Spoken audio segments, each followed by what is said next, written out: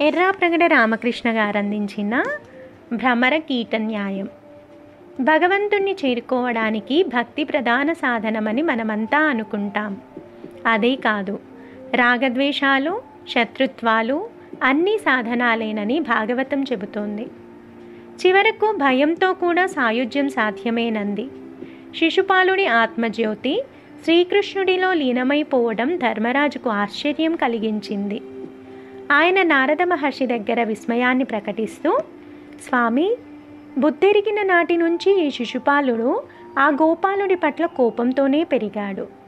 దుర్బుద్ధిమంతుడు, దంతవక్త్రుడు అంతే. శ్రీ మహావిష్ణువును అన్నిసార్లు తిడుతున్నా వారికేమీ కాలేదు. అంధలోకాలకు పోలేదు. పైపెచ్చు ఆయనలోనే లీనమైపోవడం చాలా ఆశ్చర్యంగా ఉంది. జోరుగాలి దీపజ్వాలను కలవరపెట్టినట్లుగా ఈ సందేహం నా మనసును కలతపెడుతోంది అని అడిగాడు. నారదుడు నవ్వాడు. ఏ రకంగానైనా ఆ సర్వాంతర్యామితో యోగం సాధించడం ముఖ్యం. నిజానికి వైరంతో సాధించినంత తన్మయతను మనిషి భక్తితో సాధించలేడని నా నిశ్చితాభిప్రాయం అన్నాడా మహర్షి.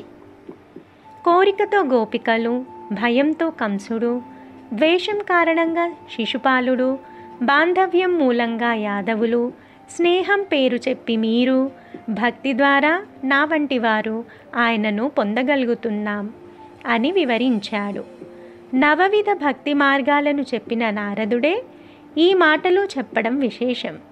ఆయన మాటల్లో తన్మయత అనేది చాలా కీలకమైంది. దాన్ని పట్టుకోవాలి మనం. ధ్యానిస్తావో పూజిస్తావో, ద్వేషిస్తావో కోపిస్తావో, భయంతో వణికి చస్తావో నీ ఇష్టం. వాటి సాయంతో తన్మయతను సాధిస్తేనే సాయుధ్యం దక్కుతుంది అని నారద మహర్షి స్పష్టంగా చెబుతున్నాడు.